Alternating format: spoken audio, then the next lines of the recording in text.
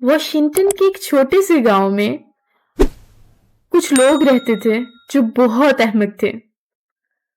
वहां की princess Sasha बहुत रहमदिल और नरम दिल थी। वो चाहती थी कि ये लोग अपनी जिंदगी अच्छे तरीके से गुजारें, लेकिन वो लोग बिल्कुल भी साशा की बात ना मानते थे। प्रिंसेस हर वक्त इनसे नाराज और बेजार रहती, लेकिन वो कहते हैं ना, लातों के भूत बातों से नहीं मानते। प्रिंसेस साशा तंग आ गई इनके रोज रोज के रवैये, लड़ाई झगड़ों और अहमकाना बातों से, और वो गांव छोड़कर चली गई।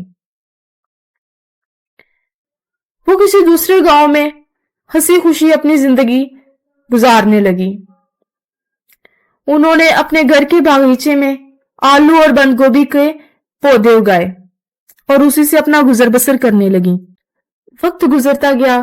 प्रिंसेस साशा बहुत नरम दिल और बहुत रहम दिल थी। वो कभी अपने घर से कोई साइल वापस ना जाने देती थी, यहाँ तक कि अगर उनके पास कोई सिक्के ना होते और उनके घर में कोई साइल आ जाता, वो उन्हें कहती कि मेरे पास तो कोई सिक्का नहीं, क्या तुम आलू या बंद गोभी खाना पसंद करोगे?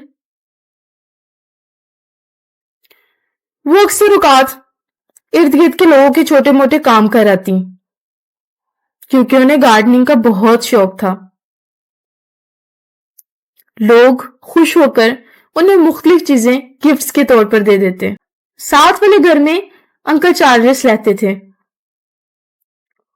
वो प्रिंसेस साशा की बहुत केयर करते थे, लेकिन किसी को ये नहीं पता था कि वो प्रिंसेस हैं।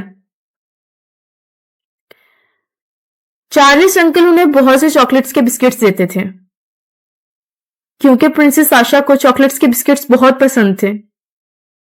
एक रोज उन्होंने देखा कि उनकी बंद गोभी के थैले में से बंद गोभी गायब है, और जब उन्होंने आलू की बोरी देखी तो उसमें भी सुराख था। यूं लगता था जैसे कोई चूहा सारे आलू चोरी करके ले गया हो। शहजादी बहुत उदास हुई। शहजादी उदासी की हालत में बैठी थी कि सामने टेबल पे पड़े उनकी नजर एक पैकेट में पड़ी जिसके अंदर चॉकलेट्स के बिस्किट्स थे, जो पिछले दिनों अंकल चार्ल्स ने उन्हें गिफ्ट्स के तौर पर दिए थे। उस पैकेट के अंदर टोटल 7 बिस्किट्स थे। प्रिंसेस साशा ने सोच लिया कि अगर वो रोज एक बिस्किट चाय के साथ खाएं तो उनका एक हफ्ता गुजर सकता है। अभी वो ये सोच ही रही थी कि बाहर दरवाजे पर दस्तक हुई। छोटी सी प्यारी सी बच्ची दरवाजे में ठिठुरती हुई हवा के मारे खड़ी थी। प्रिंसेस से पूछने लगी, क्या कुछ खाने के लिए है? प्रिंसेस बहुत परेशान हुई और प्रिंसेस साशा ने उन्हें एक बिस्किट दिया। वो बिस्किट खाने लगी। ऐसे करते करते उन्होंने सातों के सातों बिस्किट उस छोटी बच्ची को दे दिए। जिस जगह पर बैठकर वो बच्ची बिस्किट खा रही थी, वहां पर कुछ जर्रे पड़े रह गए।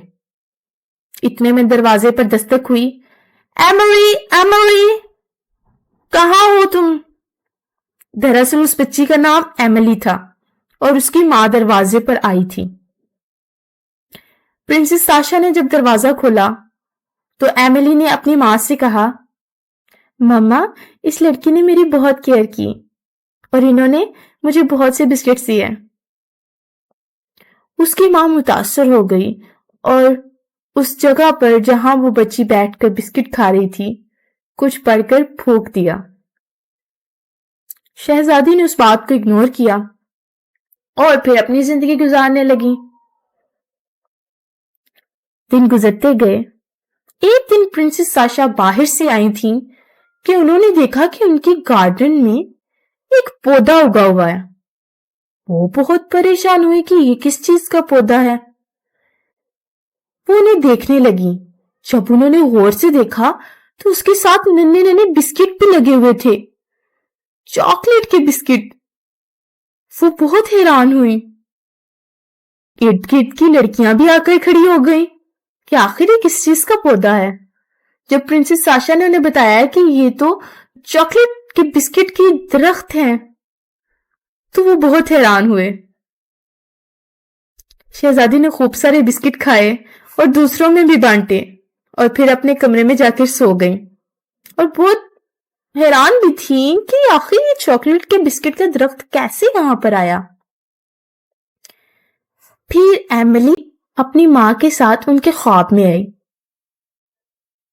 وہ بہت خوبصورت پریاں تھیں جو شہزادی کے حسن سلوک سے متاثر ہو گئیں اور انہوں نے انہیں خواب میں آ کر بتایا کہ وہ درخت پرستان سے خاص طور پر پرنسس ساشا کے لیے ہے اور وہ اپنی زندگی اب ہنسی خوشی گزار سکتی ہے۔